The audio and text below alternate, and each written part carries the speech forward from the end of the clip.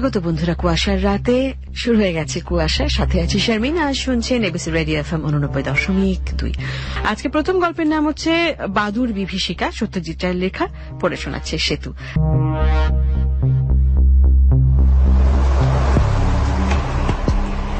বাদুর জিনিসটা আমার মোটেই ধাতে সয় না। আবার ভবানীপুরের ফ্ল্যাটের ঘরে মাঝে মাঝে যখন সন্ধ্যের দিকে জানালার গড়াত দিয়ে নিঃশব্দে এক একটা চামচিকে ঢুকে পড়ে, তখন বাধ্য হয়েই আমাকে কাজ বন্ধ করে দিতে হয়। বিশেষত গ্রীষ্মকালে যখন পাখা ঘুরে, তখন যদি চামচিকে ঢুকে মাথার উপরেই বাই বাই করে ঘুরতে থাকে, আর খালি মনে হয় এই বুঝি ব্লেডের সঙ্গে ধাক্কা লেগে মাটিতে পড়ে ছটফট শুরু করবে, তখন যেন আমি একেবারে দিশেহারা বোধ করি। প্রায়ই ঘর থেকে বেরিয়ে যেতে হয়। আর আমার চাকর বিনোদকে বলি, ওটাকে তারাবার যা হোক একটা ব্যবস্থা করো। একবার তো বিনোদ আমার ব্যাডমিন্টন র্যাকেটের এক বাড়িতে একটা চামচিকে মেরেই ফেলল। সত্যি বলতে কি, কেবলমাত্র যে অস্বস্তি হয় তা নয়, তার সঙ্গে যেন একটা আতঙ্ক ভাবও মেশানো থাকে। বাদুরের চেহারাটাই আমার বরদাস্ত হয় না। না পাখি না জানোয়ার, তার উপর ওই যে মাথা নিচু করে পা দিয়ে গাছের ডাল আঁকড়ে ঝুলে থাকা, এই সব মিলিয়ে মনে হয় বাদুর জীবটার অস্তিত্ব না থাকলে বোধহয় ভালো ছিল। কলকাতায় আমার ঘরে চামচিকে এতবার ঢুকেছে যে আমার তো এক এক সময় মনে হয়েছে আমার উপর বুঝি জানোয়ারটার একটা পক্ষপাতিত্ব রয়েছে। কিন্তু তাই বলে এটা ভাবতে পারিনি যে শিউরিতে এসে আমার বাসায় ঢুকে ঘরের কড়ি গাছের দিকে চেয়ে দেখব সেখানে একটি বাদুর ঝুলছে। এই যে রীতিমতো বাড়াবাড়ি। ওটিকে বিদায় করতে না পারলে তো আমার এই ঘরে থাকা চলবে না। এই বাড়িটার খোঁজ পাই আমার বাবার বন্ধু তিনকড়ি কাকার কাছ থেকে। এককালীন এই শিউরিতে ডাক্তারি করতেন, এখন রিটায়ার করে কলকাতায় আছেন। বলা বাহুল্য, শিউরিতে এর অনেক জানাশোনা। তাই আমার যখন দিন সাতেকের জন্য শিউরিতে যাবার প্রয়োজন হলো, আমি তিনকড়ি কাকার কাছেই গেলাম। তিনি শুনে বললেন, শিউরি কেন? শিউরি কেন? কি করা হবে সেখানে? আমি বললাম যে বাংলাদেশের প্রাচীন পোরাইটের মন্দিরগুলো সম্বন্ধে আমি গবেষণা করছি। একটা বই লেখার ইচ্ছা। এমন সুন্দর সব মন্দির চারদিকে ছড়িয়ে আছে, অথচ সেই নিয়ে কেউ আজ অবধি একটা প্রামাণ্য বই পর্যন্ত লেখেনি। ওহো, তুমি তো আবার আর্টিস্ট, তোমার বুঝি ওইদিকে শখ? তা বেশ বেশ, কিন্তু শুধু শিউরি কেন? ওরকম মন্দির তো বীরভূমে অনেক রয়েছে। সুরুল, হেতেমপুর, তারপরে দুর্জাপুর, ফুলবেড়া, বীরসিংপুর, এসব জায়গাতেই তো ভালো ভালো মন্দির রয়েছে। তবে সেসব কি এতই ভালো যে তাই নিয়ে বই লেখা যায়? যাই হোক, তিনকড়ি কাকা একটা বাড়ির সন্ধান দিয়ে দিলেন আমায়। পুরনো বাড়িতে থাকতে তোমার আপত্তি নেই তো? আমার পেশেন্ট থাকতেও বাড়িতে। এখন কলকাতায় চলে এসছে, তবে যতদূর জানি দারোয়ান গোছের লোক একটি থাকে সেখানে দেখাশোনা করবার জন্য। বেশ বড় বাড়ি, তোমার কোনো অসুবিধা হবে না। পয়সা কড়িও লাগবে না, কারণ পেশেন্টটিকে আমি একেবারে জমের হাত থেকে চিনিয়ে এনেছিলাম তিনবার। তাও দিন সাতেকের জন্য তার বাড়ির একটা ঘরে একজন গেস্ট থাকবে। আমি এমন অনুরোধ করলে সে খুশি হয়ে রাজি হয়ে যাবে। হলো তাই। কিন্তু সাইকেল রিক্সা করে স্টেশন থেকে মালপত্র নিয়ে বাড়িটায় পৌঁছে ঘরে ঢুকেই দেখি বাদুর। বাড়ির তত্ত্বাবধায়ক বৃদ্ধ দারোয়ান গোছের লোকটিকে হাঁক দিলাম। কি নাম হে তোমার? আজ্ঞে মধুসূদন। বেশ, তা মধুসূদন, ওই বাদুর বাবাজি কি বরাবরই ঘরে বসবাস করেন, না আজ আমাকে অভ্যর্থনা করতে এসেছেন? মধুসূদন কড়িকাঠের দিকে চেয়ে মাথা চুলকে বলল, আজ্ঞে তা তো খেয়াল করিনি বাবু, এ ঘরটা তো বন্ধই থাকে। আজ আপনি আসবেন বলে খোলা হয়েছে। কিন্তু ইনি থাকলে তো আবার আমার থাকা মুশকিল। ও আপনি কিছু ভাববেন না বাবু, ও সন্ধে হলে আপনিই চলে যাবে। তা না হয় গেল, কিন্তু কাল যেন আবার ফিরে না আসে তার একটা ব্যবস্থা হবে কি? আর আসবে না? আর কি আসে? এ তো আর বাসা বাঁধেনি যে আসবে। রাত্রিরে কোনো সময় ফাঁস করে ঢুকে পড়েছে। দিনের বেলা তো চোখে দেখতে পায় না, তাই বেরোতে পারিনি। চাটা খেয়ে বাড়ির সামনের বারান্দাটা একটা পুরনো বেতের চেয়ারে এসে বসলাম। বাড়িটা শহরের এক প্রান্তে, সামনে উত্তর দিকে কার যেন মস্ত আমবাগান। গুড়ির ফাঁক দিয়ে দূরে দিগন্ত বিস্তৃত ধান ক্ষেত দেখা যায়। পশ্চিম দিকে একটা বাঁশঝাড়ের উপর দিয়ে একটা গির্জার চূড়ো দেখা যায়। সিউড়ির এটি একটি বিখ্যাত প্রাচীন গির্জা। রোদটা পড়লে একটু ওদিকটায় ঘুরে আসবো বলে স্থির করলাম। কাল থেকে আবার কাজ শুরু করব। খোঁজ নিয়ে জেনেছি সিউড়ি এবং তার আশেপাশের 20-25 মাইলের মধ্যে অন্তত খান্ত্রিশেক পোরাইটের মন্দির আছে। আমার সঙ্গে ক্যামেরা আছে এবং অপর্যাপ্ত ফিল্ম। এইসব মন্দিরের গায়ের প্রতিটি কারুকার্যের ছবি তুলে ফেলতে হবে। ইটের আইবার কতদিন? এসব নষ্ট হয়ে গেলে বাংলাদেশ তার এক অমূল্য সম্পদ হারাবে।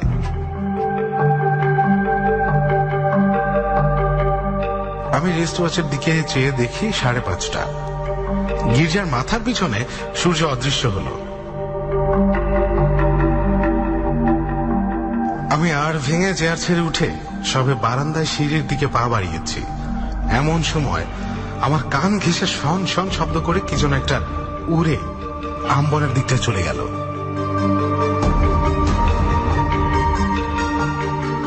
শোয়ার ঘরে ঢুকে কড়িকাছের দিকে চেয়ে দেখি বাদুরটা আর নেই। যাক, বাঁচা গেল। সন্ধেটা অন্তত নির্বিঘ্নে কাটবে। হয়তোবা আমার লেখার কাজও কিছুটা এগিয়ে যাবে।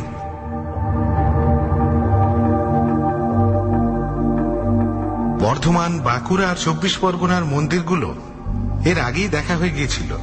সেগুলো সম্বন্ধে লেখার কাজটা সিউড়িতে থাকতে থাকতে আরম্ভ করব ভেবেছিলাম। রোদটা পড়তে আমার টর্চটা হাতে নিয়ে গির্জার দিকটায় বেরিয়ে পড়লাম। বীরভূমের লাল মাটি, অসমতল জমি, তাল আর খেজুর গাছের সারি, এসবই আমার বড় ভালো লাগে। তবে সিউড়িতে আমার এই প্রথম আসা। প্রাকৃতিক দৃশ্য উপভোগ করবার উদ্দেশ্যে যদিও আসিনি, তবু এই সন্ধেটা লাল গির্জার আশপাশটা ভারী মনোরম লাগলো। হাঁটতে হাঁটতে গির্জা ছাড়িয়ে পশ্চিম দিকে আরো খানিকটা পথে এগিয়ে গেলাম। সামনে দেখলাম খানিকটা জায়গা রেলিং দিয়ে ঘেরা। দূর থেকে কারো বাগান বলে মনে হলো। একটা লোহার গেটও আছে বলে মনে হয়। আরো খানিকটা এগিয়ে গিয়ে বুঝলাম বাগান নয়, এটা গোরস্থান। খান্ত্রিশেক খ্রিস্টানদের কবর। কোনটার উপর কারুকার্য করা পাথর বা ইটের স্তম্ভ, আবার কোনটিতে মাটিতে শোয়ানো পাথরের ফলক। এগুলো যে খুবই পুরনো তাতে কোনো সন্দেহ নেই। স্তম্ভগুলিতে ফাটল ধরেছে, আবার ফাটলের মধ্যে এক একটাতে অশ্বথের চারা গজিয়েছে।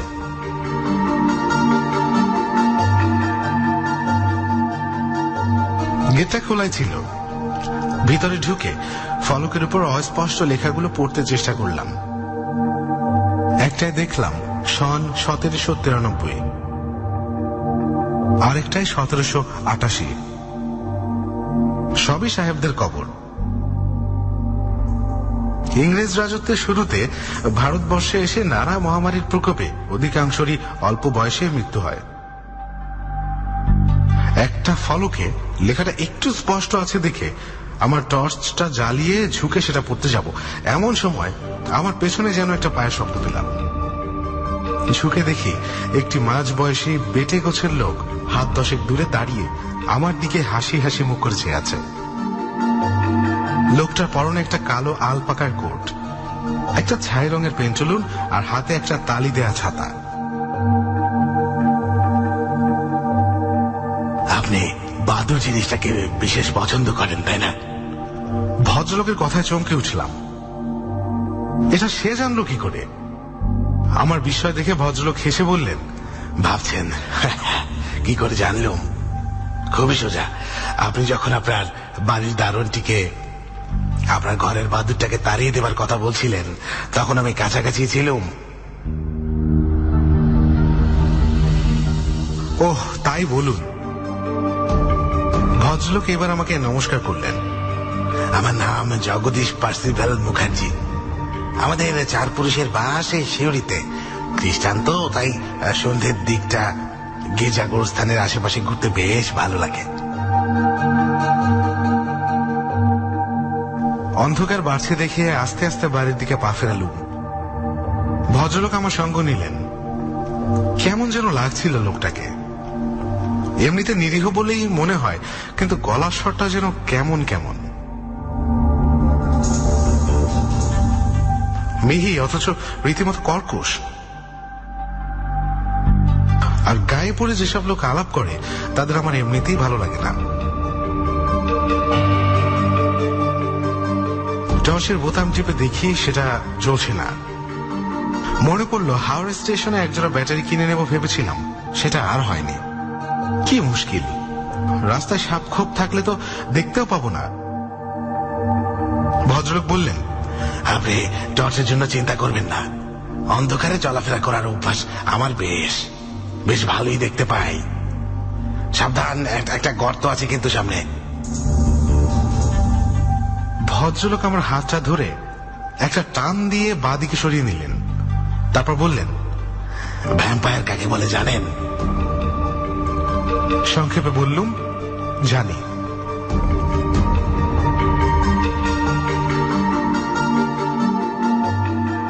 ভ্যাম্পায়ার কে না জানে?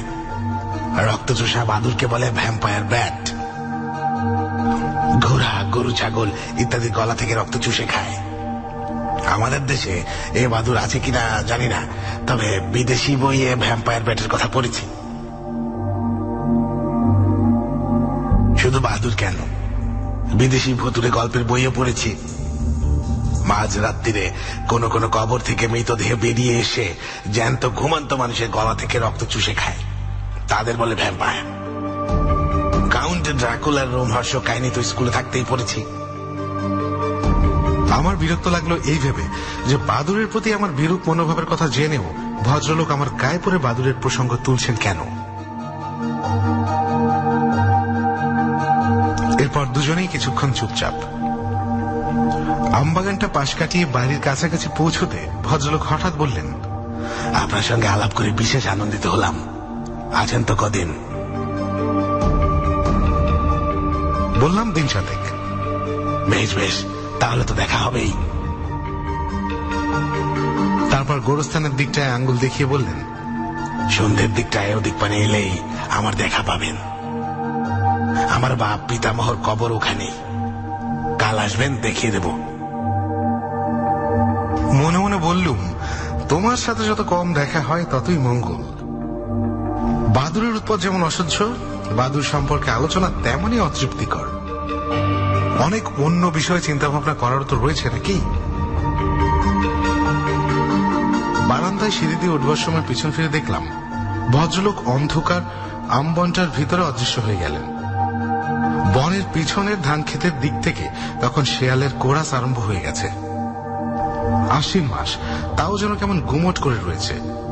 খাওয়া দাওয়া করে বিছানায় শুয়ে কিছুক্ষণ এপাশ ওপাশ করে ভাবলুম, বাদুরের ভয়ে জানলা দরজাগুলো বন্ধ করে দিয়েছিলাম, সেগুলো খুলে দিলে বোধহয় কিছুটা আরাম হতে পারে। কিন্তু দরজাটা খুলতে ভরসা হলো না। বাদুরের জন্য নয়, দারোয়ান বাবাজির ঘুম যদি হালকা হয় চোরের উপদ্রব থেকেও বোধহয় রক্ষা পাওয়া যাবে। কিন্তু এইসব মফস্বল শহরে মাঝে মাঝে দেখা যায় দরজা খোলা রাখলে রাস্তার কুকুর ঘরে ঢুকে চটি জুতোর দফা রফা করে দিয়ে যায়। এই অভিজ্ঞতা আমার আগে অনেকবার হয়েছে। তাই অনেক ভেবে দরজা দুটো না খুলে পশ্চিম দিকের জানলাটা খুলে দিলাম। দেখলাম বেশ ঝিরঝির হাওয়া ঘরে আসছে।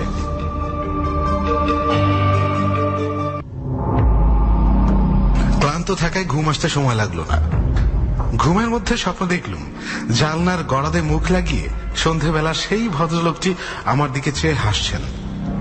তার চোখ দুটো জল জলে সবুজ, আর দাঁতগুলো কেমন যেন সরু সরু আর ধারালো। তারপর দেখলুম ভদ্রলোক দুপা পিছিয়ে গিয়ে হাত দুটোকে উঁচু করে এক লাফ দিয়ে গড়াত ভেদ করে ঘরের মধ্যে এসে পড়লেন।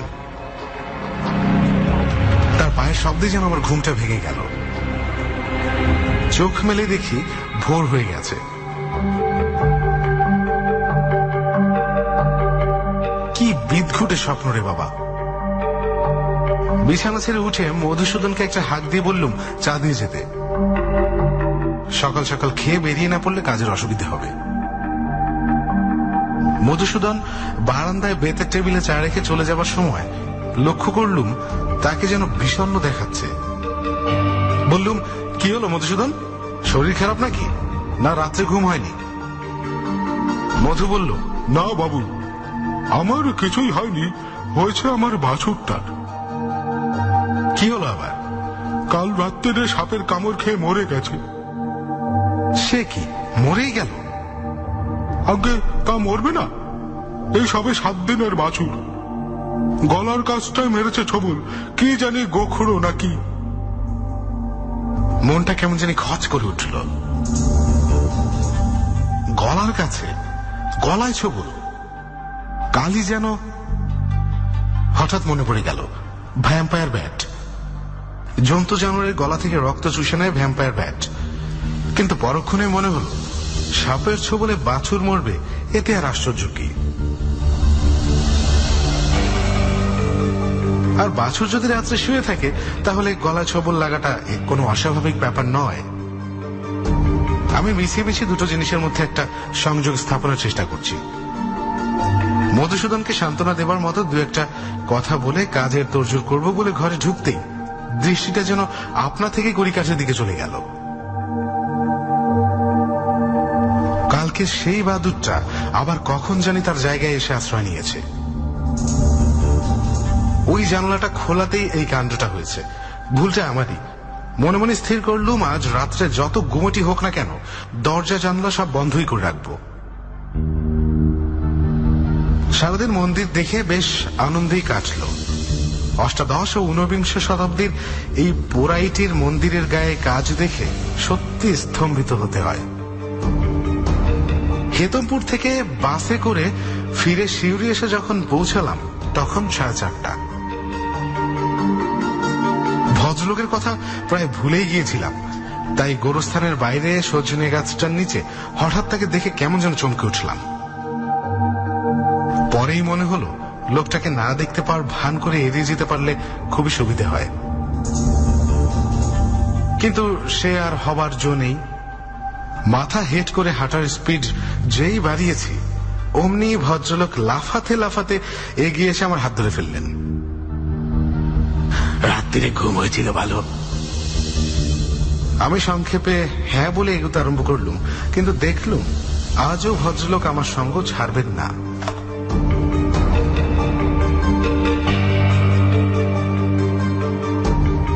আমার দ্রুত পদক্ষেপের সঙ্গে পা মিলিয়ে হাঁটতে হাঁটতে বললেন, আমার আবার কি বাতিক জানেন, রাত্রে আমি একদম ঘুমোতে পারি না। এই দিনের বেলাটা কোষে ঘুমিয়ে নেই, আর সন্ধে থেকে সারা রাতটা এদিক ওদিক বেরিয়ে বেড়াই। এই ঘোড়ায় কি যে আনন্দ তা আপনাকে কি করে বোঝাবো।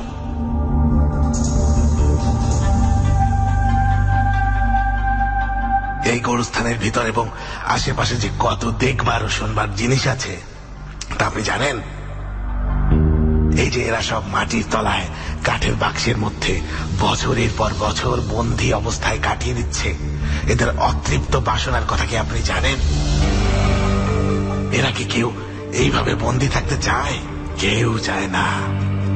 সকলেই মনে মনে ভাবে একবারটি যদি বেরিয়ে আসতে পারি। কিন্তু মুশকিল হলো কি জানেন, এই বেরোনার রহস্যটি সকলের জানা নেই। সেই শোকে তারা কেউ কাঁদে, কেউ গোঙায়, কেউ বা ঘন ঘন দীর্ঘশ্বাস ফেলে।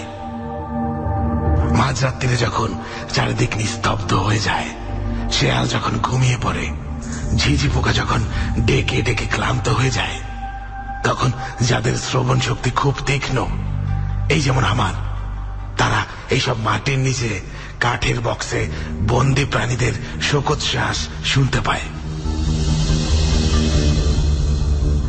অবশ্যই ওই যা বললাম, কান খুব ভালো হওয়া চাই। আমার চোখ কান দুটোই খুবই ভালো, ঠিক বাদুরের মতো। মনে মনে ভাবলাম মধুসূদনকে এই লোকটির কথা জিজ্ঞেস করতে হবে। একে জিজ্ঞেস করে সঠিক উত্তর পাওয়া যাবে বলে ভরসা হয় না। কতদিনের বাসিন্দা ইনি? কি করেন ভদ্রলোক? কোথায় বা এর বাড়ি? আমার পেছনে হাঁটতে হাঁটতে ভদ্রলোক বললেন, আমি সকলের সঙ্গে বিশেষ একটা এগিয়ে আলাপ করি না, কিন্তু আপনার সঙ্গে করলাম। আশা করি যে কটা দিন আছেন আপনার সঙ্গ থেকে আমাকে বঞ্চিত করবেন না আপনি। আমি এবার আর রাগ সামলাতে পারলাম না। হাঁটা থামিয়ে লোকটির দিকে ঘুরে বললাম, দেখুন মশাই, আমি 7 দিনের জন্য এসেছি এখানে, বিস্তর কাজ রয়েছে আমার। আপনাকে সঙ্গ দেওয়া আমার পক্ষে সম্ভব হবে না। ভদ্রলোক যেন প্রথমটা আমার কথা শুনে একটু মুষড়ে পড়লেন, তারপর মৃদু অথচ বেশ দৃঢ় কণ্ঠে ঈষৎ হাসি মাখিয়ে বললেন, আপনি আমাকে সঙ্গ না দিলেও আমি তো আপনাকে দিতে পারি। আর আপনি যে সময়টা কাজ করেন, অর্থাৎ দিনের বেলা, আমি সে সময়টার কথা বলছিলাম না। আর বৃথা সময় নষ্ট করে লাভ নেই। সংক্ষেপে নমস্কার বলে আমি বাড়ির দিকে পা চালালুম। রাত্রে খাবার সময় মধুসূদনকে লোকটির কথা জিজ্ঞেস করলুম। মধু মাথা চুলকে বলল, আগে জগদীশ মুখার্জি বলে কাউকে। তারপর একটু ভেবে বলল, ও হ্যাঁ, দাঁড়ান, বেটে খাটো মানুষ, কোট পেন্টুলুন পরেন, গায়ের রং ময়লা। হ্যাঁ হ্যাঁ। ও আরে, ও তো বাবু মাথা খারাপ। সে তো হাসপাতালে ছিল এই কিছুদিন আগে অবধি, তবে এখন শুনছি তার ব্যায়াম সেরেছে। তাকে চিনলেন কি করে বাবু? তাকে তো অনেকদিন দেখিনি। ওর বাপ নীলমণি মুখুর্জ ছিলেন পাদ্রী সাহেব, খুব ভালো লোক। তবে তিনিও শুনেছিলাম মাথার ব্যায়ামতেই মারা গিয়েছিলেন। আমি আর কথা বাড়ালুম না, কেবল বাদুরটার কথা সকালে বলা হয়নি সেটা বলে বললাম, অবশ্য দোষটা আমারই, জানলাটা খুলে দিয়েছিলাম। ওটার যে মাছের গড়াচ্ছা নেই সেটা খেয়াল ছিল না। মধু বলল, এক কাজ করবো বাবু, কাল ওই ফাঁকটা বন্ধ করে দেব। আজকের রাতটা বরং জানলাটা ভেজানোই থাক।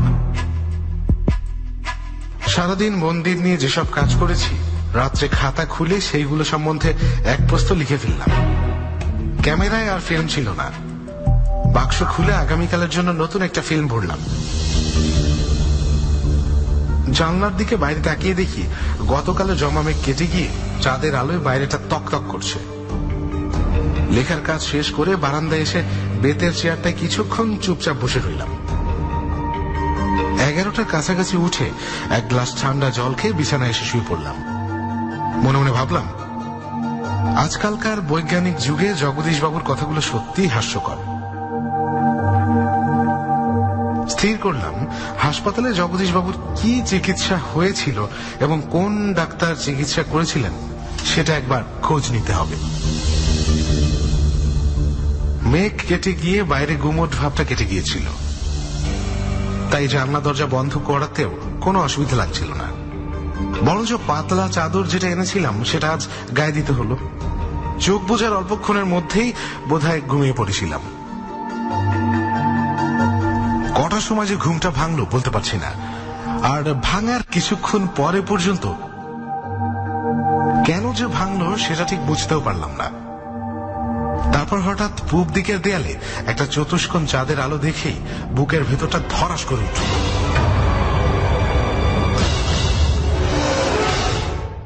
জানলাটা কখন যেন খুলে গেছে, সেই জানলা দিয়ে চাঁদের আলো এসে দেয়ালে পড়ছে। তারপর দেখলাম চতুষ্কোণ আলোটার উপর দিয়ে কিসের একটা জানি ছায়া বারবার ঘুরে ঘুরে যাচ্ছে।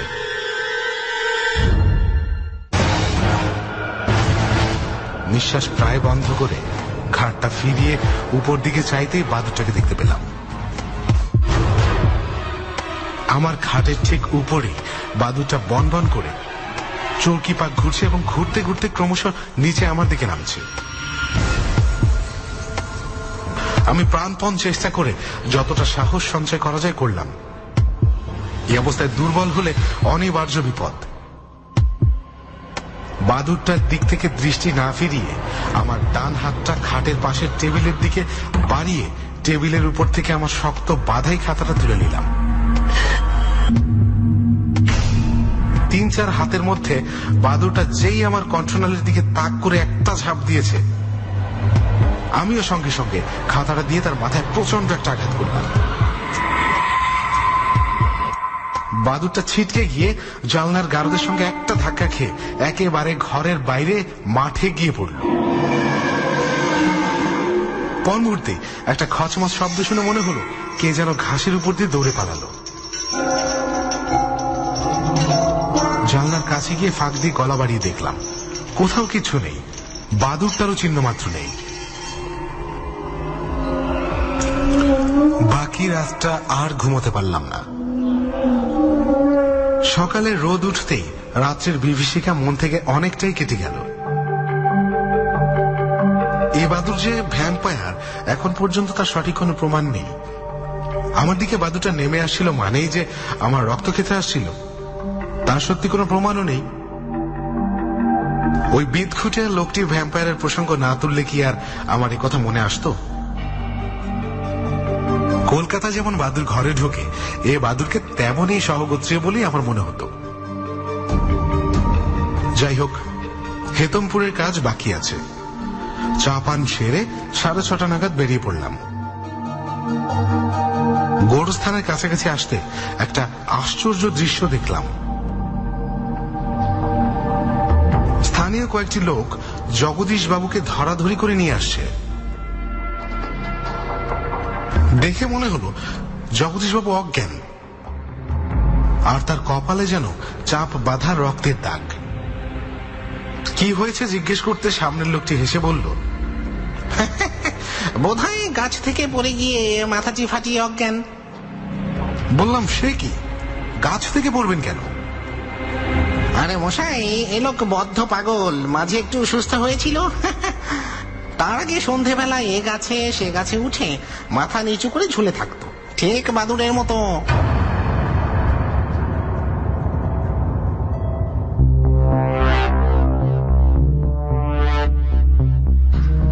বন্ধুরা, চমৎকার একটি গল্প শুনলাম। সত্যজিৎ রায়ের লেখা বাদুর বিভীষিকা, পড়ে শোনালো সেতু। মূল কাহিনী শুনবার এবং আজকের কাহিনীটি লিখেছেন এবং নাট্যরূপ দিয়েছেন শেগুফতা আবিদ শাড়ি, আর খালিদ ছিলেন সাউন্ডে, আমাদের সাউন্ড এডিটর খালিদ।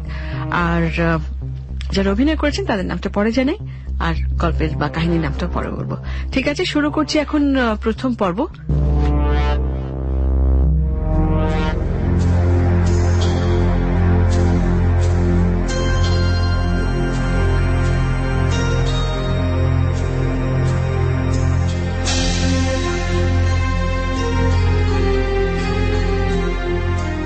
প্রকৃতির মাঝে মিশে যাবার মজাই আলাদা। এখন শীতকাল, সবাই কম বেশি ঘুরতে বেরিয়ে যাচ্ছে। প্রকৃতির সাথে মিলে মিশে একাকার হয়ে যেতে পরিবার, আত্মীয় স্বজন, বন্ধু বান্ধব সবাই মিলে ছুটে যাচ্ছে। আকাশ, বাতাস, ঘাস, মাটির গন্ধ উপভোগ করছে। গাছের কচি নরম পাতায় হাত বুলিয়ে নিচ্ছে, শখ করে, আহ্লাদ দিয়ে, ভালোবেসে। আর এমনই কোনো এক সময়ে কোনো এক জলাশয়ের ধারে হালকা সবুজ নরম ঘাসের মধ্যে গড়িয়ে বেড়াচ্ছে তাজা টাটকা লাল রঙের রক্ত। রক্তের দাগ কলুষিত করছে প্রকৃতিকে। কোথা থেকে এলো এই রক্ত এই সুন্দর নির্মল প্রকৃতির মাঝে, অশুভ আর অসুচি বার্তা নিয়ে?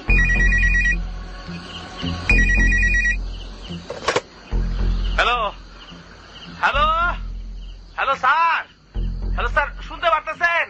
হ্যাঁ হ্যাঁ, শুনতে পাচ্ছি। বলো তো কি হয়েছে, বলো। স্যার, ওই শেওড়াপাড়া সুইচ গেটের কাছে একটা খাল আছে না, খালের শেষ মাথায় একটা গাছ আছে। আরে গাছ টাছ রাখো, আসল কথাটা কি বলো। স্যার, ওইটাই তো কইতেছি, ওই সুইচ গেটের কাছে একটা খাল আছে না, খালের শেষ মাথায় একটা গাছ আছে না, সেই গাছের কাছে। উফ, আর তুমি আবারও সেই গাছের কথাই বলছো। ঘটনাটা কি সেটা খুলে বলো আমাকে। আর হেলেই তো কইতেছি, গাছ পার হইয়া আরেকটু সামনে গেলে তো খালটা শেষ হয়ে গেছে না, ওই খালের কচুরি পানার মধ্যে একটা মায়ের লাশ পাওয়া গেছে স্যার। আরে রাখো তোমার কচুরিপানা। কি বললে? মেয়ের লাশ? তুমি কিভাবে খবর পেলে? ফোন করেছিল কেউ তোমাকে? না স্যার, আমার বাসা তো ওই আশেপাশেই। ওই মহিলা আমার বাড়ির পাশে যাওয়ার সময় আমার কয়ে গেছে। আমি তো তখন ডিউটিতে ফিরতেছিলাম স্যার, ওই আমার দেখাই দৌড়ায় এসে আমার কইছে। আচ্ছা ঠিক আছে, তুমি ঠিকানাটা SMS করে দাও আমাকে, আমি এক্ষুনি আসছি। স্যার এক্ষুনি SMS করতেছি। ওসি সাহেব গাড়ি নিয়ে ছুটে চললেন ঘটনাস্থলে। খুবই সৎ পুলিশ অফিসার হিসেবে তিনি পরিচিত। কিন্তু এই দেশে কি আর কেউ পুলিশদেরকে সম্মান করে? সে যতই ভালো বা সৎ মানুষ হোক না কেন, উল্টো সবাই ঘৃণা করে, নয়তো ভয় পায়। পথে যেতে যেতে এসব কথাই ভাবতে থাকেন এ অনেস্ট পুলিশ অফিসার। কতদিন কত রকম লোভ লালসার সম্মুখীন হয়েছেন তিনি, কিন্তু এখনো পর্যন্ত তাকে তার সততার জায়গা থেকে এক পাও সরাতে পারেনি কেউ। তিনি মাঝে মাঝে ভাবেন, ইচ্ছে করলেই তো এই সততা থেকে সরে আসা যায়। সৎ হিসেবে তো যথেষ্ট নামও কুড়িয়েছেন, এরপর থেকে অসৎ হলেও কেউ কিছু বলবে না, টেরও পাবে না। একটু চালাকি করলেই তো পার পাওয়া যায়, সেই সাথে লাভবানও হওয়া যায়। এসব ভাবেন, আবার পর মুহূর্তেই নিজের মনেই হাসেন। আচ্ছা, কি ভাবছেন তিনি এসব? আর এসব আবুল তাবুল ভাবতে ভাবতেই স্পটের অনেক কাছে চলে আসেন ওসি সাহেব। জায়গাটা শহর থেকে বেশ খানিকটা দূরে, তাই পৌঁছতে বেশ সময় লেগে যায় তার। কে জানে কত বিভৎসতা অপেক্ষা করছে তার জন্য। কোন এক লাশের সাথে নতুন পরিচয়, যেই লাশ তার পুরনো পরিচয়গুলোকে সরিয়ে ঠেলে দিয়ে অন্য কোনো এক ভুবনে চলে গিয়েছে।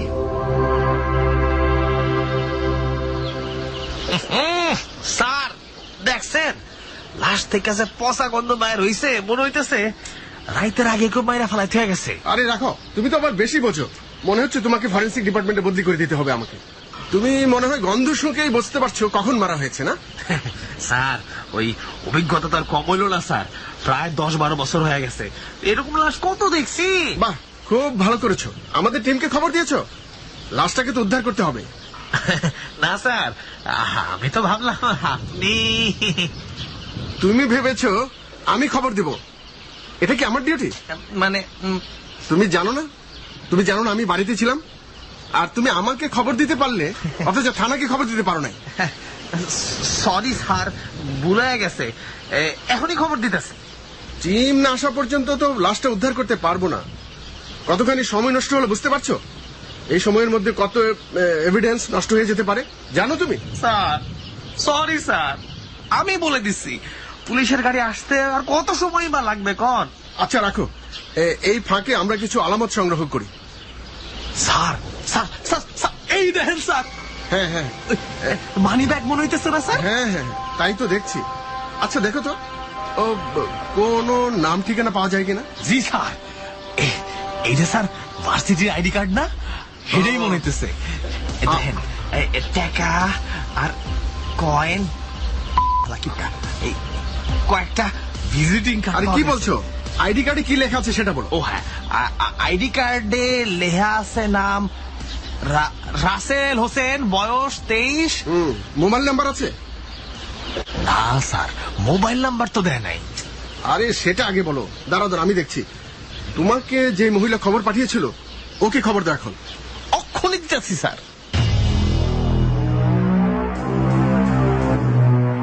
এরই মধ্যে থানা থেকে ইনভেস্টিগেশন টিম চলে আসে। ওসি সাহেব আর তার দলবল মিলে লাশ উদ্ধার করে, সেই সাথে চলে আলামত সংগ্রহের কাজ।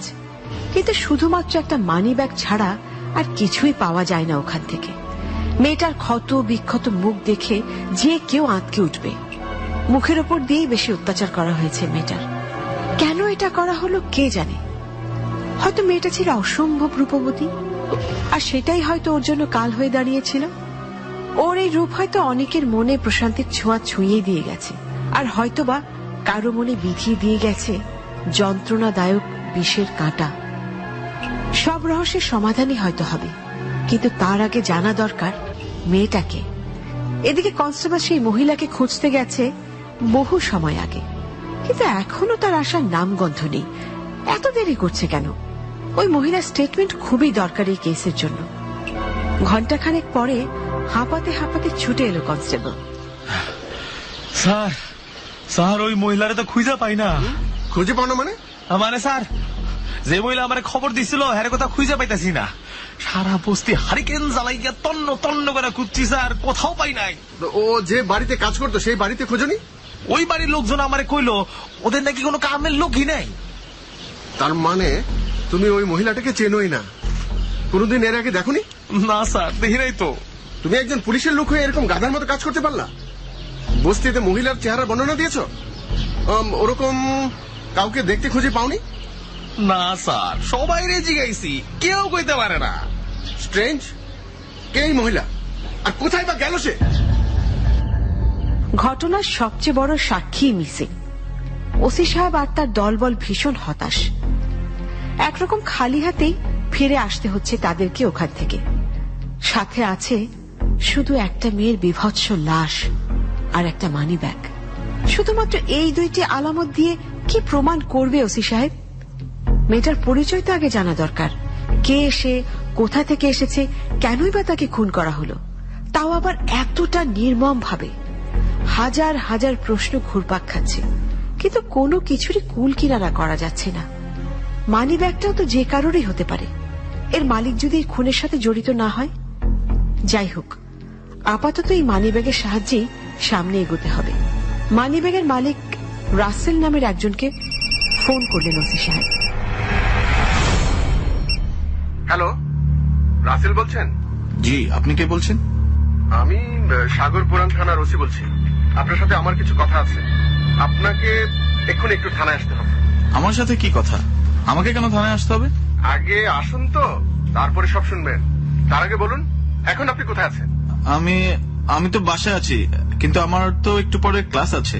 আজ একটা টিউটোরিয়ালও আছে। ওইসব টিউটোরিয়াল বাদ দিন। থানায় আপনার জন্য 1000 মার্কসের টিউটোরিয়াল দিতে হবে, সেটার প্রিপারেশন নিন। কি বলছেন? আমি তো কিছুই বুঝতে পারছি না। একটু পরিষ্কার করে বলুন না, কি হয়েছে? আপনি খুব বেশি প্রশ্ন করেন। আসুন তো আগে থানায়, তারপর সব বলছি। তবে চালাকি করে কোথাও পালানোর চেষ্টা করবেন না। আপনার সব ডিটেইল আমাদের কাছে আছে। চালাকি করতে চাইলেও খুব একটা সুবিধা করতে পারবেন না। না, আমি কোনো চালাকি করতে পারবো না। আমি আসছি।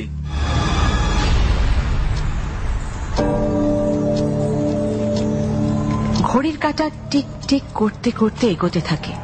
সময় গড়িয়ে যায়। থানার পরিবেশ আরো জমজমাট হতে থাকে। লোকজনের ভিড় বাড়তে থাকে। রাসেল থানায় হাজিরা দিতে আসতে এত দেরি করছে কেন? পালিয়ে যাবে না তো আবার? না, গাড়ি নিয়েই ওকে তুলে আনা উচিত ছিল। এত বড় রিস্ক নেওয়া উচিত হয়নি। কেন যে এরকম একটা ভুল করলেন? মোবাইল ফোনটা তুলে নেয় ওসি সাহেব। রাসেলের নাম্বারে ফোন করার চেষ্টা করে, কিন্তু বন্ধ পায়। কি ব্যাপার? এর মধ্যে পাল্টি খেয়ে গেল। তার মানে কি রাসেলই খুনি? আবারও ফোনটা হাতে নেয় ওসি সাহেব। আবারও রাসেলের নাম্বারে ডায়াল করে। না, এবারও বন্ধ। অস্থির হয়ে পায়চারি করতে থাকে পুরো থানা জুড়ে। হাত ঘড়ির দিকে তাকায়। না তো, রাসেলকে জানানোর পর খুব বেশি সময় তো পার হয়নি, মাত্র তো 15 মিনিট। এরই মধ্যে ওসি সাহেবের মনে হচ্ছে অনেক অনেক সময় পার হয়ে গেছে।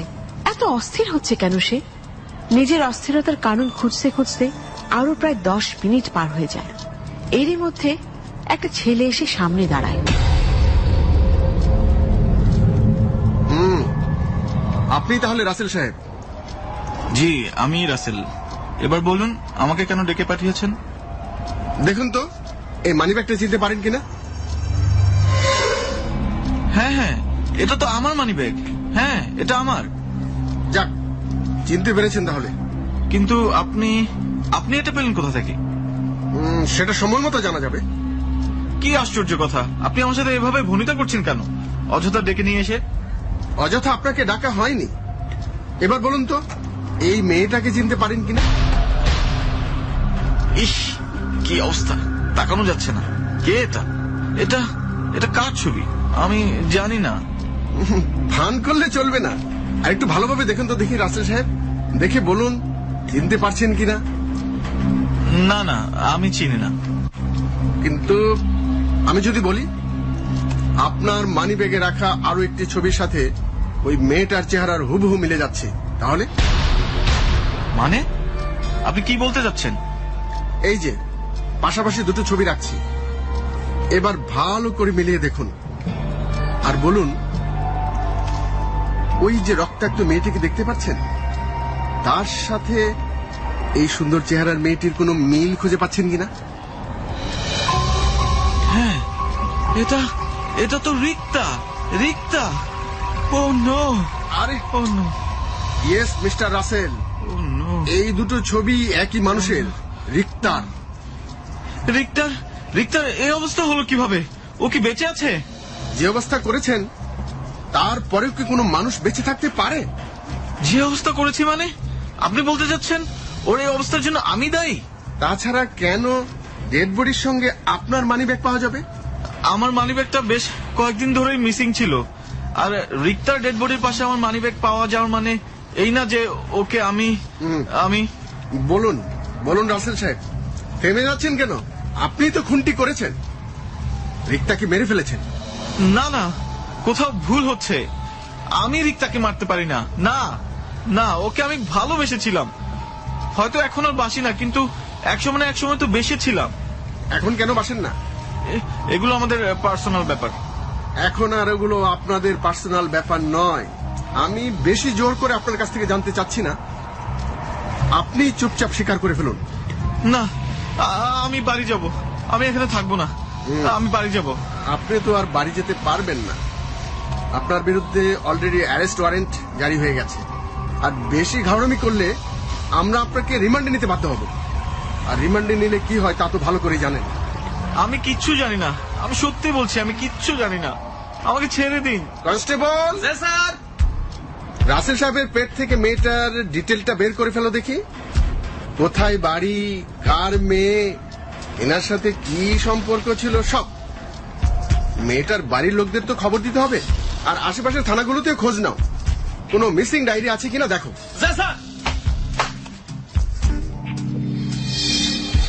ওসি সাহেবের সন্দেহ একেবারে সঠিক। পাশের থানাতেই রিক্তা নামের একজনের একটা মিসিং ডায়েরি করা হয়েছে, আর সেটা আজ সকালেই।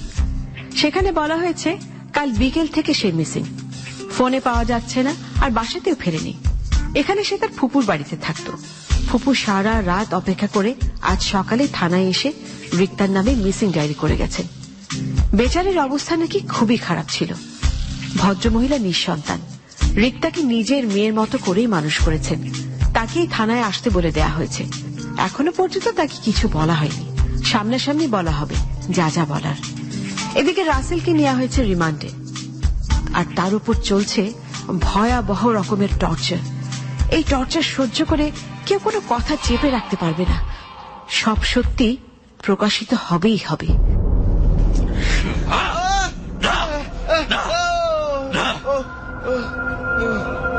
বল, ওই মাইয়ার বাড়ি কই?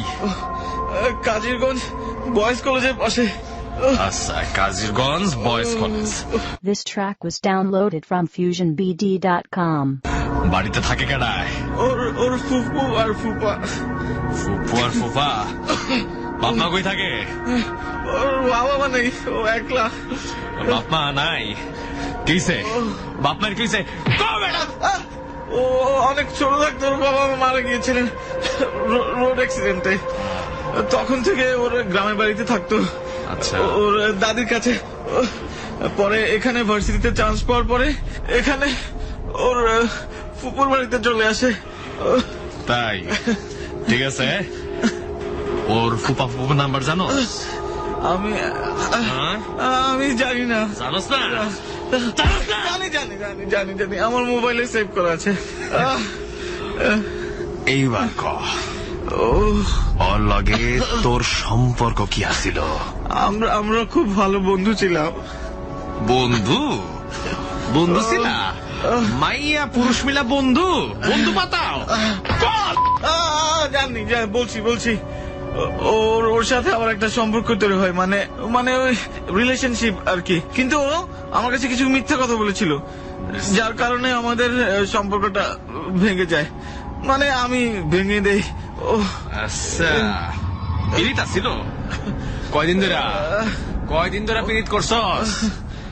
ঠিক মতো সময় বুঝা গুইনা ক। প্রায় 8 মাস। ওই আমরা সেকেন্ড ইয়ারে ওঠার পর থেকেই আমাদের সম্পর্ক তৈরি হয়। কিন্তু ওই কিছুদিন আগে কি ও বলেছিল এখানে ওর নিজেদের বাড়িতে থাকে, ওর বাবা মা বেঁচে নেই, সে কথা আমার কাছে অস্বীকার করেছিল। ওর ফুপা ফুপুকে ও বাবা মা বলে পরিচয় দিত সবার কাছে। কিন্তু কিছুদিন আগে আমি ওর বাসায় যাই, সেখানে গিয়ে ওর ফুপুর কাছে শুনি উনি রিক্তার ফুপু, মা না। ওর বাবা মায়ের পরিচয় দেওয়ার মতো কোনো পরিচয় নেই। আমার বাসা থেকে এরকম কোন মেয়ের সাথে বিয়ে দেবে না আচ্ছা। যে অনাথ, কোন ফ্যামিলি ব্যাকগ্রাউন্ড নেই, 2 পয়সার সম্পত্তিও নেই। ও এর লেগাই তুমি হেল লগে সব সম্পর্ক পাইছো না? আমি খুব কষ্ট পেয়েছিলাম। ও আমার কাছে মিথ্যা কেন বলেছিল? ইনফ্যাক্ট ও সবার কাছেই মিথ্যা বলেছিল। তা তুমি যখন কইলা যে তুমি হেল লাগে কোনো সম্পর্ক রাখতে চাও না, হ্যাঁ তখন তোমারে কিছু কয় নাই? হ্যাঁ করেছিল তো, টানা হেঁচড়া করে যা তা অবস্থা করেছিল। ওর ফুপুই কোন রকমে আটকায়। তাই কয়দিন আগের ঘটনা এটা? গত সপ্তাহে, ঠিক 7 দিন আগে। তারপর থেকে তোমার লগে সে কোনো যোগাযোগ করে নাই? প্রতিদিন কয়েকশো বার ফোন করতো, আমি রিসিভ করতাম না। আর মেসেজের পর মেসেজ। আপনি চাইলে আমার ফোন চেক করে দেখতে পারেন। ফোন তো চেক করতেইব। আগে মাইয়াডার ফুপা ফুপুরে খবর দিতে হইব, তারপর সব ব্যবস্থা হইব। তবে তার আগে আর একটু ধোলাই খা।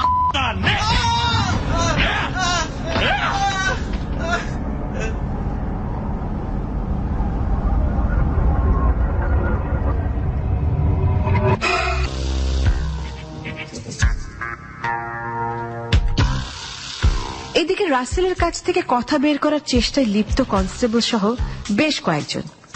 আর একদিকে থানায় ছুটতে ছুটতে আসে রিক্তার ফুপু, যেন তার বেঁচে থাকার একমাত্র সম্বলকে হারিয়ে নিঃস্ব প্রায়। ওসি সাহেব কিভাবে যে রিক্তার কথাটা বলবে বুঝে উঠতে পারছিলেন না। পুলিশ হলেও খুব নরম মনের মানুষ তিনি, কিন্তু কি আর করার। শেষমেশ আর কোনো উপায় না পেয়ে বুকে পাথর চাপা দিয়ে বলেই ফেললেন রিক্তার ফুপুকে সবকিছু। এখন কি রিক্তার ফুপু কোনো তথ্য দিতে পারবেন, নাকি শোকে বিহ্বল হয়ে কাটিয়ে দেবেন জীবনের বাকি কটা দিন? আর আদৌ কি রিক্তার ফুপু কিছু জানেন? কিছু কি জানাতে পারবেন তিনি পুলিশদেরকে, যার সাহায্যে এগোনো যাবে রিক্তার খুনিদের দিকে? রিক্তা, আমার রিক্তা কি হয়েছে? আমার রিক্তা কোথায়? আপনি শান্ত হন। আমার রিক্তা কোথায়? শান্ত হন। আর একটু শান্ত হন। রিক্তা এখন সদর হাসপাতালে আছে। কেন হাসপাতালে? কেন? কি হয়েছে? শক্ত রাখুন, নিজেকে শক্ত রাখুন। প্লিজ নিজেকে শক্ত রাখুন। আমি সব খুলে বলছি। কি হয়েছে? সব বলছি, কিন্তু তার আগে নিজেকে শক্ত করুন। আমি শক্তই আছি, কিন্তু আমাকে খুলে বলুন। বলছি রিক্তার ডেড বডি পাওয়া গেছে। Rikta is dead. রিক্তা?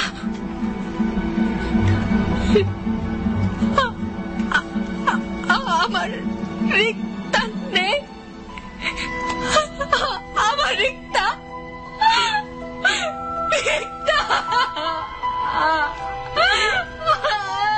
আমার মুখটা খালি করে চলে গেল।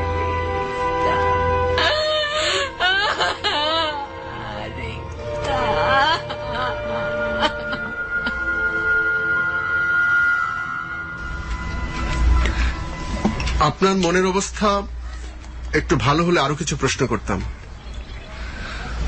আমার মনের অবস্থার কথা আর কি বলবো ওসি সাহেব। সত্যি কথা বলতে আমার কোনো ছেলে মেয়ে নেই। আমি নিঃসন্তান। আমার একটাই ভাই ছিল, রিক্তার বাবা। ওর বাবা মা মারা যাবার পর আমি ওকে আমার কাছে আনতে চাইছিলাম, কিন্তু আমার মা খুব একা হয়ে পড়তেন দেখে আর ওকে আনিনি। কিন্তু নিজের মেয়ের মতোই আদর যত্ন করতাম। এই শহরের সব নামি দোকান থেকে দামি দামি জামা কাপড় সাজগোজের জিনিস কিনে পাঠাতাম। আমার নিজের মেয়ের মতোই সাজিয়ে রাখতে চাইতাম। তারপর ও যখন এখানকার ভার্সিটিতে চান্স পেল, আমার আনন্দ আর দেখে কে? ওর ফুপা ওকে অনেক আদর করত, কিন্তু কে আমার বুকটা এভাবে খালি করে দিল?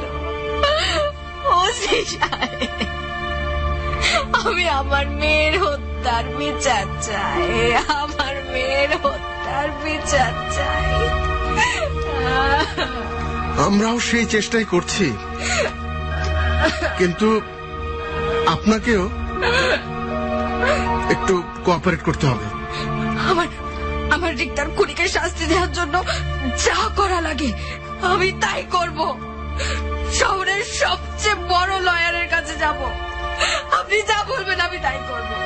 আচ্ছা, আপনার হাজবেন্ড মানে রিক্তার ফুপাকে তো দেখছি না। উনি 3 দিন আগে শহরের বাইরে গিয়েছিলেন অফিসের কাজে। ওনাকে ফোনে আসতে বলে দিয়েছি। এখন উনি জানেন না, জানার পর যে কি করবেন কে জানে। আপনারা প্লিজ আগ বাড়িয়ে তাকে কিছু বলবেন না। ওনার হার্টে রিং পরানো, রিক্তাকে এত ভালোবাসতে, এই ধাক্কা উনি সহ্য করতে পারবেন না। আচ্ছা আচ্ছা, ঠিক আছে, ওনাকে কথাটা আপনি ভালো করে বুঝিয়ে বলবেন। কিন্তু আপনার কাছে আমার আরো কিছু প্রশ্ন আছে, সেগুলো একেবারে ঠিক জবাব দেবেন। জি আচ্ছা, বলুন। হ্যাঁ, রিক্তার যে রাসেল নামের একটা ছেলের সাথে সম্পর্ক ছিল সেটা আপনি জানতেন? জানতাম না, কিন্তু এই দিন সাথে আগে ও আমাদের বাসায় আসে। কি নিয়ে যেন দুজনের মধ্যে তুমুল ঝগড়া হয়। এক পর্যায়ে হাতাহাতি শুরু হলে আমি গিয়ে ওদের আটকাই। আমার কি মনে হয় জানেন, খুনটা ওই রাসেলই করেছে। ওই মেরেছে আমার মেয়েকে। আপনার কেন এটা মনে হয় যে খুনটা রাসেল করেছে? রিক্তা আমাকে পরে বলেছিল, সব বলেছিল। রাসেলের নাকি ওর ক্লাসের আরেকটা মেয়ের সাথে সম্পর্ক তৈরি হয়। তখন রিক্তাকে রাসেল অ্যাভয়েড করতে থাকে। রিক্তা যোগাযোগের অনেক চেষ্টা করতে থাকে, কিন্তু রাসেল কোনো রিপ্লাই করে না। তারপর রিক্তা যখন সুইসাইড করার ভয় দেখায়, তখন রাসেল আমাদের বাড়িতে ছুটে আসতে বাধ্য হয়। আর আসার পরই তো সব ঝগড়া ঝাঁটি মারামারি যাচ্ছে না অবস্থা। আচ্ছা, ওদের ক্লাসের কোন মেয়ের সাথে রাসেলের সম্পর্ক ছিল সেটা কি আপনি ভালো করে বলতে পারবেন? রিক্তা বলেছিল আমাকে, কিন্তু আমার ঠিক মনে পড়ছে না। বয়স হয়েছে তো, এখন আর আগের মতো কিছু মনে রাখতে পারি না। সমস্যা নেই, আমরা রাসেলের ফোন চেক করে সব বের করে ফেলবো। রাসেলকে আমরা অলরেডি রিমান্ডে নিয়ে এসেছি, আশা করি সব সত্য বেরিয়ে আসবে। সব সত্য বের হয়ে আসলেও আমার মেয়ে তো আমার কাছে ফিরে আসবে না। আমি আমার মাকে কি জবাব দেব? সবাই তো আমাকেই দোষারোপ করবে যে আমি মেয়েটাকে দেখে রাখতে পারলাম না। আমাদের বংশের একমাত্র সন্তানটাকে আমি বাঁচিয়ে রাখতে পারলাম না। আমার মেয়েকে কেউ ফিরিয়ে দাও, আমার মেয়েকে আমার বুকে ফিরিয়ে দাও।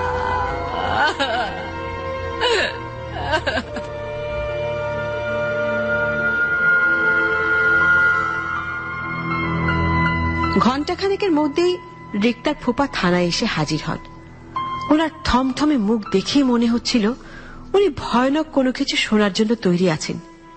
কিন্তু রিক্তার ফুপু ওনাকে সব খুলে বলার পর অনেকক্ষণ সময় উনি মাথা নিচু করে বসে থাকলেন। তারপর একেবারে ছোট মানুষের মতো ভেউ ভেউ করে কাঁদতে লাগলেন। কিছুতেই তার কান্না থামে না। ওসি সাহেব রিক্তার ফুপু আর ফুপাকে বাড়িতে পাঠিয়ে দিলেন। দুজনারই বয়স হয়েছে, এত বড় ধাক্কা অন্তত থানায় বসে মেনে নেওয়ার মতো পরিস্থিতিতে নেই ওনারা। এদিকে রাসেলের স্টেটমেন্টের সাথে রিক্তার ফুপুর কথার কোনোই সামঞ্জস্য খুঁজে পাওয়া যাচ্ছে না।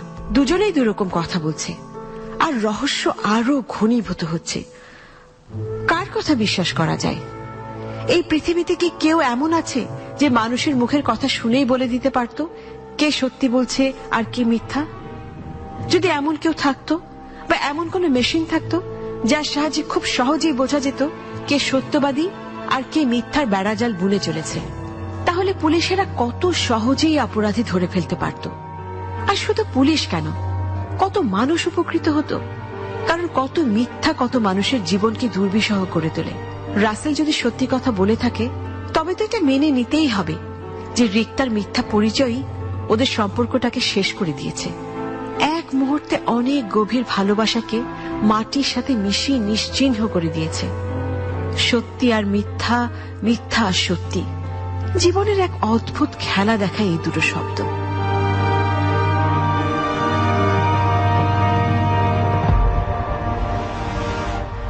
Constable sir.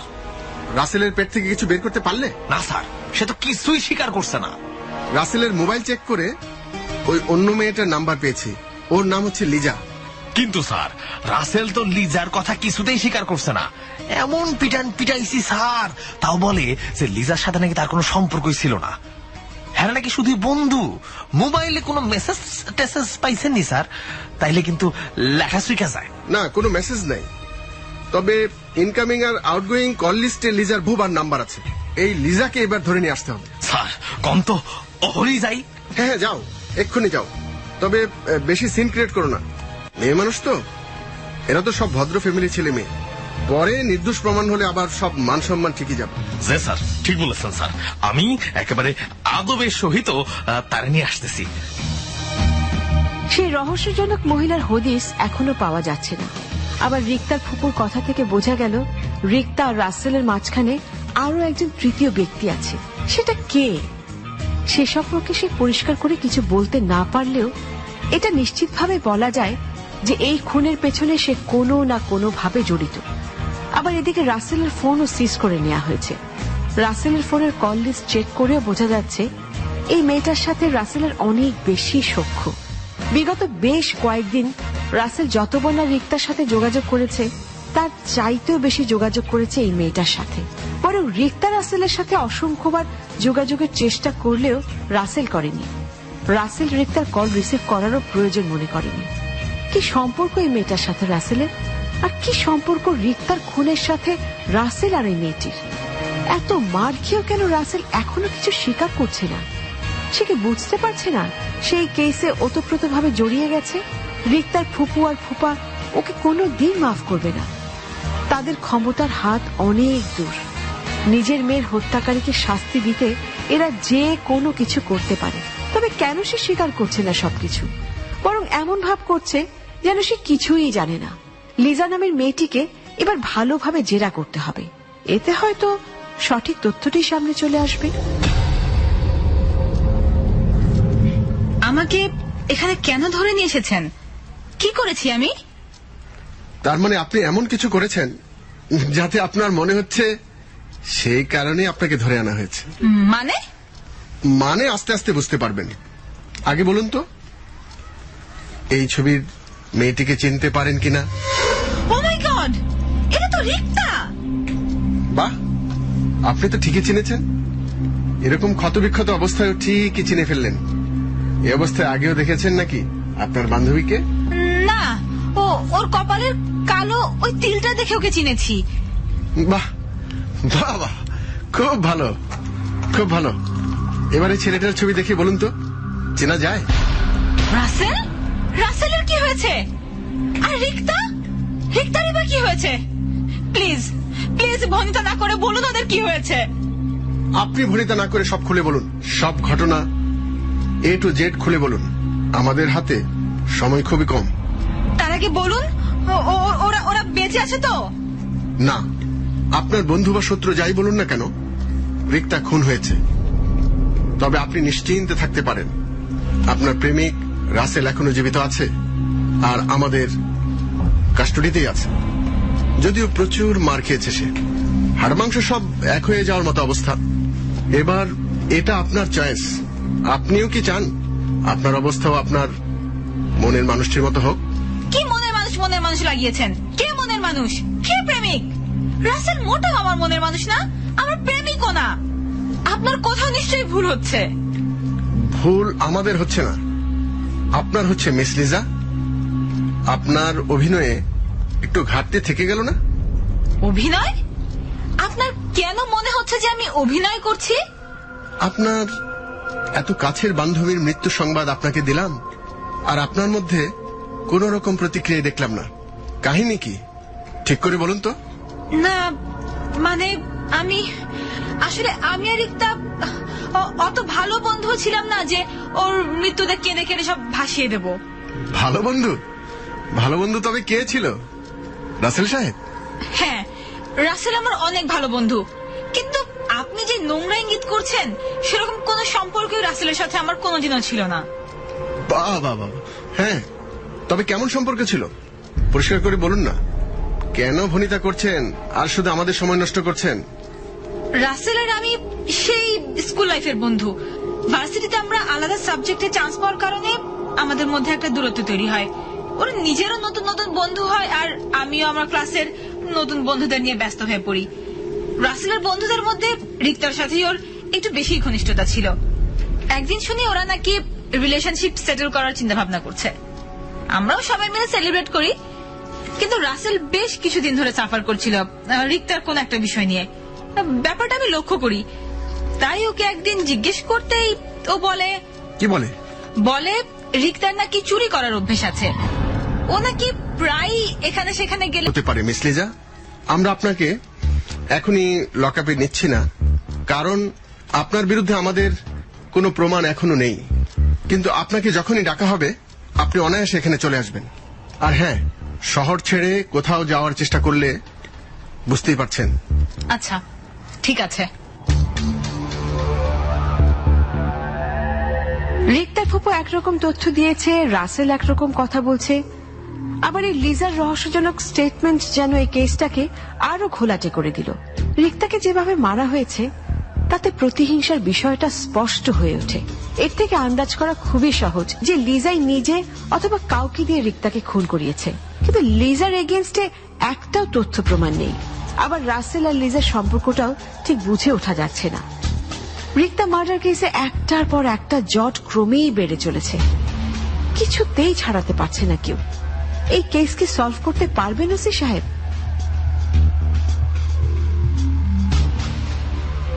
আচ্ছা, এটা কি হলো বলো তো? জি স্যার, আমিও তো ঠিক বুঝতে পারতেছি না। একদিকে খবর দেওয়া মহিলাকে খুঁজে পাওয়া যাচ্ছে না, আবার এদিকে দুই মেইন সাসপেক্ট দুই রকম কথা বলছে। কার কথা যে বিশ্বাস করব তাই তো বুঝতে পারছি না। স্যার, রাসেল আর লিজার ফোনের মেসেজ গুলা দেখে কিছু বোঝা যাইতেছে না। না, ওদের মধ্যে কথা হলেও কোনো মেসেজ আদান প্রদান হয়েছে কিনা কোনো কিছু বোঝা যাচ্ছে না। স্যার, এমনও তো হইবার পারে যে মেসেজ ঠিকই চালাচালি হয়েছে, কিন্তু হেরায় ওগুলি সব ডিলিট করে দিছে। হতে পারে। আমাদেরকে মোবাইল অপারেটরের হেল্প নিতে হবে। আমি এক্ষুনি জানিয়ে দিচ্ছি। আশা করি আগামীকাল সকালের মধ্যে সব ইনফরমেশন পাঠিয়ে দেবে তারা। স্যার, যদি অনুমতি দেন ওই রাসেল্লারে ধইরা আর একটু ডোজ দি। কি কন? ওই ওভার ডোজে যদি কথা বাইরে আসে। তোমার ওভারডোজের কাছে আমার কোনো ভরসা নাই। মানুষের জীবনও চলে যেতে পারে। মানুষের জীবন নিয়ে তো আমি আর কোনো রিস্ক নিতে পারি না। শেষমেশ দেখা যাবে খুনটা রাসেল করেনি। স্যার, আপনি চিন্তাই করেন না, আমি সব ম্যানেজ করে ফেলামো। স্যার, আমিও তো মানুষ স্যার, আমারও তো জানে মায়া দয়া আছে নাকি? তুমি আবার কান্নাকাটি করছো কেন? ঠিক আছে ঠিক আছে, তোমার এত কান্নাকাটি করার দরকার হবে না। আজ রাতে রাসেলকে আরেকবার রিমান্ডে নাও, কিন্তু খুব সাবধান, ওর জান নিয়ে যেন বেশি টানাটানি না হয়। স্যার, আপনি নিশ্চিন্তে থাকেন স্যার। আর আমাকে আরেকবার রিক্তার ফুপুর সাথে কথা বলতে হবে। জি স্যার, বলেন স্যার। আমি তাহলে আসি স্যার। যাও।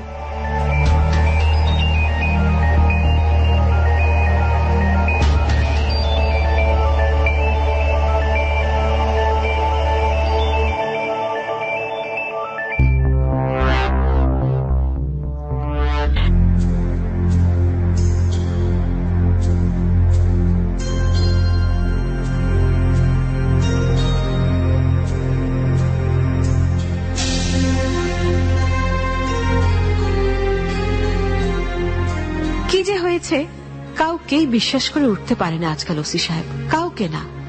কথায় কথায় সেন্টিমেন্টাল হয়ে যায়, যা একজন পুলিশ অফিসার হিসেবে মোটেও মানায় না। মানুষের থেকে সে এখন বেশি বিশ্বাস করে বিজ্ঞানকে। বৈজ্ঞানিক তথ্য, প্রমাণ, যুক্তি একসময় তার কাছে অনেক বেশি সহজ, বিশ্বাসযোগ্য। তাই তো সে অপেক্ষা করছে কোনো মানুষ নয়, কোনো সাক্ষী নয়, একটা রিপোর্টের। কয়েক পাতার কাগজের মূল্য এখন তার কাছে অনেক, ফরেন্সিক ডিপার্টমেন্ট থেকে রিক্তার পোস্টমর্টমের রিপোর্টের অপেক্ষায় আছে এখন ওসি সাহেব। রিপোর্ট থেকে যদি কোনো আলোর দিশা পাওয়া যায়, কিন্তু এত দেরি সহ্য করতে না পেরে নিজেই ফোন করলেন ফরেন্সিক ডিপার্টমেন্টে। হ্যালো, ফরেন্সিক ডিপার্টমেন্ট, আমি জি, আপনার পরিচয় দিতে হবে না স্যার, আপনার গলা শুনে আমি বুঝতে পেরেছি। জি স্যার, বলেন আমি কিভাবে আপনাকে সাহায্য করতে পারি? আমি আজ সকালে একটা ডেড বডি পাঠিয়েছিলাম পোস্টমর্টমের জন্য। ওটা রিপোর্ট কি রেডি হয়েছে? না স্যার, রিপোর্ট এখনো রেডি হয়নি। তবে কি? না, আমি এখনো ওটা নিয়েই কাজ করছি। তবে একটা মৌখিক রিপোর্ট আপনাকে আমি দিতে পারি। কি সেটা? মৃত্যুর আগে মেয়েটাকে রেপ করা হয়েছিল। মানে কি বলছেন আপনি? জি স্যার, ওর কাপড় চোপড়ের অবস্থা দেখে যদিও বোঝা যাচ্ছিল না, কিন্তু বডিতে রেপের স্পষ্ট ছাপ আছে। আচ্ছা, ঠিক কয়টার দিকে মারা গেছে বলে আপনাদের ধারণা? আজ ভোরে।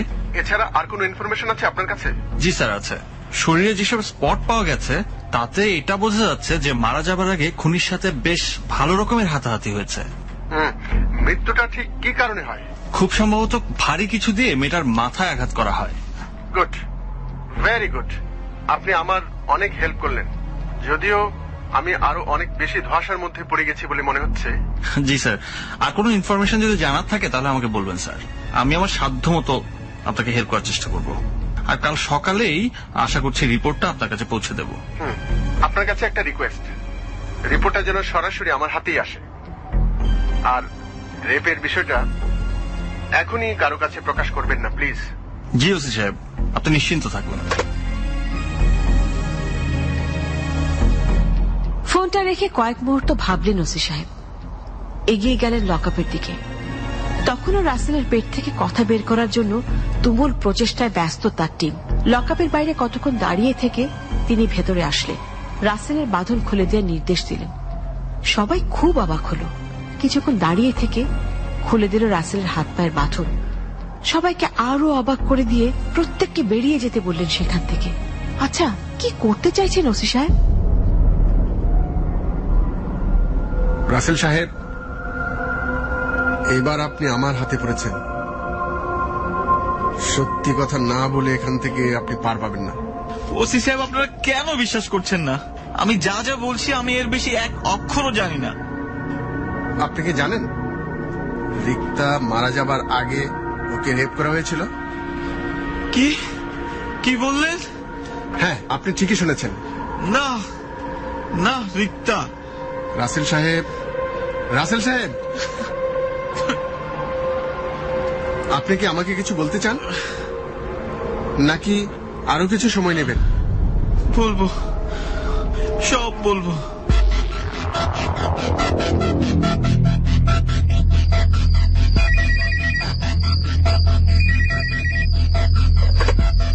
হ্যালো স্যার, সরি স্যার এত রাতে বিরক্ত করবার জন্য।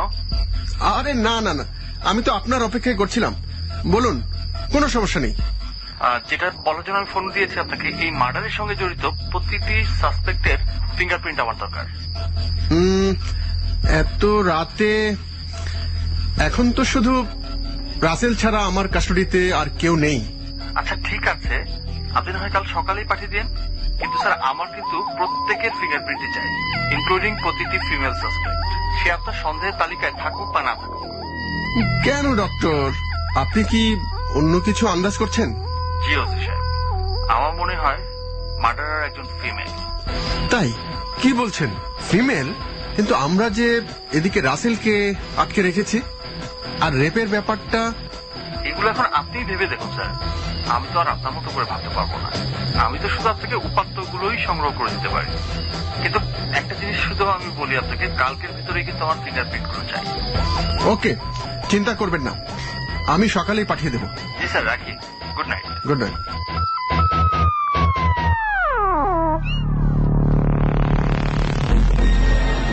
ওসি সাহেব আকাশ পাতাল ভেবেও কোনো কুল কিনারা করতে পারছেন না। তার থানার সব স্টাফরা তাকে দেখে অবাক হয়ে যাচ্ছে।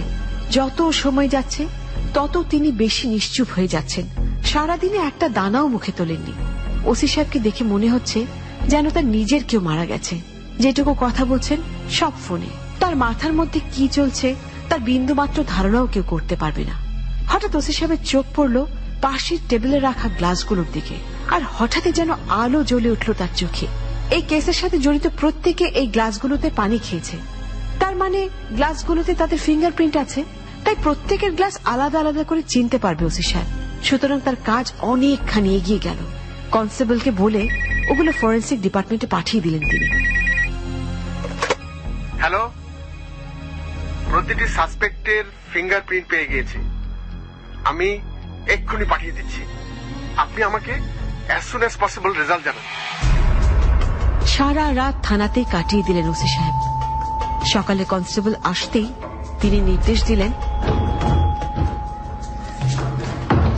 কনস্টেবল সাহেব, সব সাসপেক্টদের থানায় আসতে বলুন। সবাইকে একই সাথে চাই আমি, একই সাথে।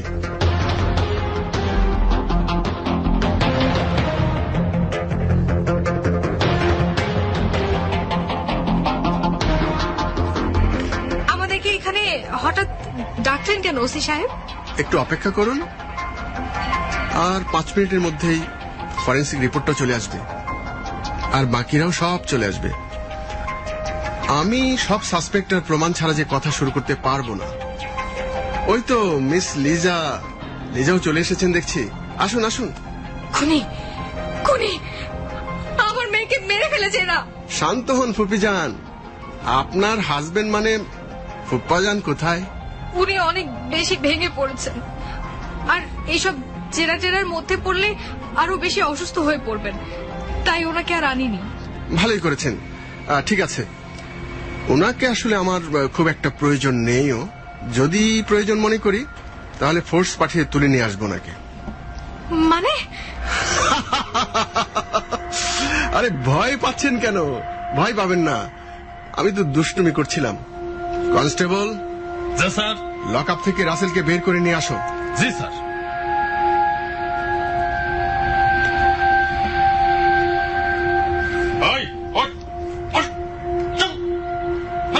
আস্তে আস্তে কনস্টেবল সাহেব, সব মার এখনই মারলে ফাঁসির আগ পর্যন্ত কি করবেন? মানে মানে কি বলতে চাচ্ছেন আপনি? খুনটা কি রাসেল করেছে? স্যার, ফরেন্সিক রিপোর্ট এসে গেছে স্যার, এই যে।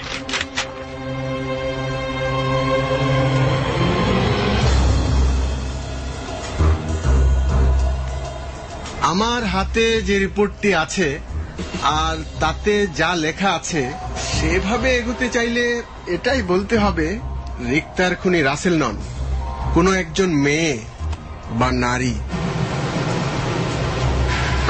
আমি জানতাম এই লিজাই মেরেছে আমার মেয়েকে। আমি? না,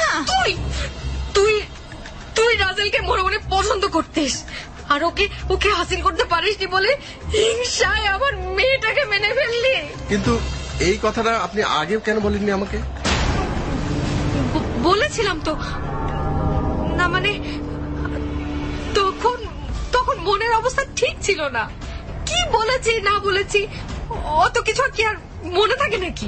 আমি যদি বলি খুনটি আপনি করেছেন? কি বলছেন এসব? আমি কেন খুন করব? আমি কেন আমার নিজের মেয়েকে খুন করব? কারণ মেয়েটি আপনার নিজের না। ভাইয়ের মেয়ে অনেক সময় আপন হয় না, বিশেষ করে আপনার মতো মানুষের কাছে। আপনার স্বামী রিক্তার ফুপা রিক্তাকে নিজের মেয়ের মতো দেখতেন, অনেক স্নেহ করতেন। প্রথম দিকে আপনিও হয়তো করতেন, কিন্তু আপনার স্বামীর রিক্তার প্রতি স্নেহটাকে আপনি সহজভাবে নিতে পারেননি। আপনি কোনো কারণে হিংসায় জ্বলে পড়ে মরতেন। এদিকে রিক্তার একটা বদভ্যাসের কথা আপনি জেনে যান।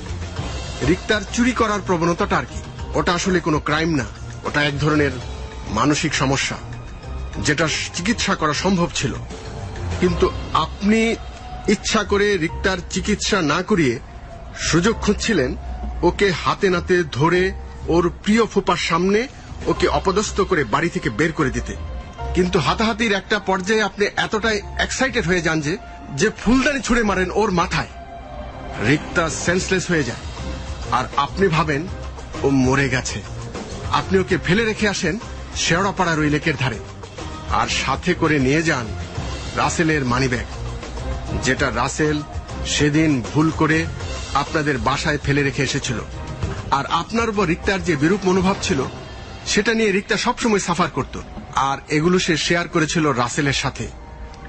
আর কাল রাতে রাসেল সেগুলো সব আমার কাছে বলে।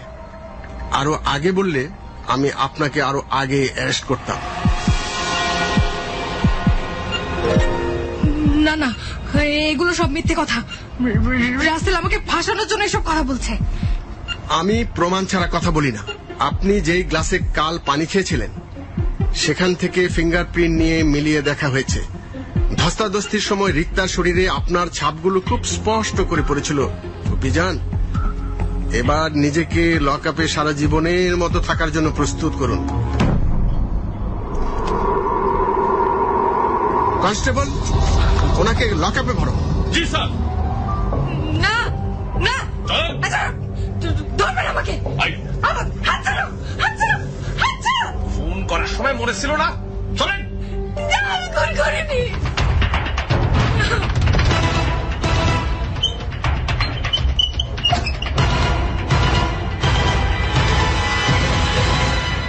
স্যার, লাগাবে ভরে দিয়েছি স্যার।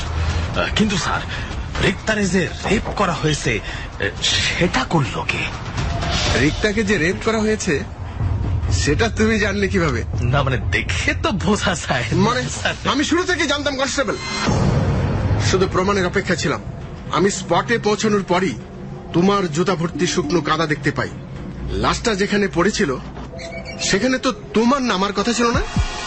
আর ফুপুজান তো লাশটাকে রাস্তার ধারে ফেলে রেখে গিয়েছিলেন। ওটা লেকের ভেতরে পড়লো কিভাবে? আর আজ সকালে ফরেন্সিক ডিপার্টমেন্ট থেকে খবর এসেছিল যেই কনস্টেবল গ্লাসগুলো গ্লাভস ছাড়া খালি হাতে তুলেছিল তার ফিঙ্গারপ্রিন্টের সাথে রেপিস্টের ফিঙ্গারপ্রিন্ট হুবহু মিলে গেছে। এরপর আর নিশ্চয়ই সন্দেহের কোনো অবকাশ থাকে না। চুপচাপ বলবে নাকি এই বয়সেও রিমান্ডে যাওয়ার ইচ্ছে আছে? স্যার, কি করব স্যার? রাস্তার পাশে মায়াটা ছটফট করতেছিল, কাপড় সাপড় ঠিক ছিল না। সারা রাত ডিউটি কইরা ভোরের দিকে ফিরতাছিলাম তো বুঝেনি তো। ওই সময় মন না জানি কেমন কেমন করে, তাই আমি আর সহ্য করতে পারি নাই স্যার। মায়াডার তখনও জানে পানি আসছিল, তাই কাম তামাম কইরা পাশে রাখা একটা পাথর দিয়ে আসা মতো তারপর খালের পানিতে ফালায় দিই আর কি। তখনই জুতায় কাদা লেগে যায়, কিন্তু এটা আমার খেয়াল ছিল না। কিন্তু ওই মহিলাটার কথা সম্পূর্ণ বানোয়াট। ওই রকম কোন মহিলা নাই। আর এতে রিক্তার মৃত্যু হয় ফাইনালি।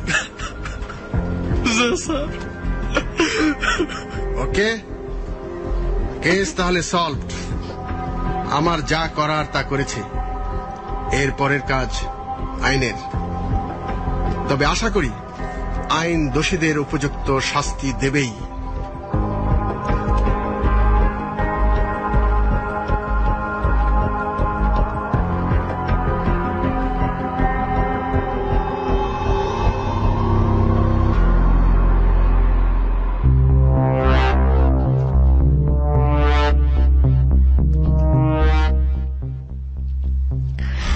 বন্ধুরা, আজকে খুব চমৎকার একটা মার্ডার কেসের কাহিনী শুনলাম আমরা কুয়াশায়।